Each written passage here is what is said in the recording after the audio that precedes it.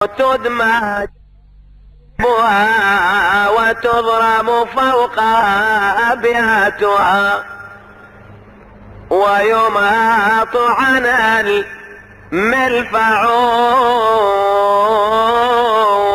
يقول السيد ابن طاووس: وتسابق القوم على ناب بيوت آل الرسول وقرة عين الزهراء البتول،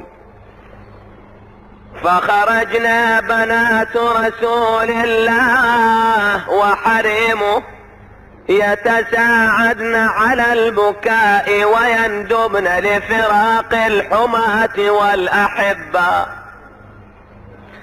قال حميد بن مسلم: ورأيت امرأة من بني بكر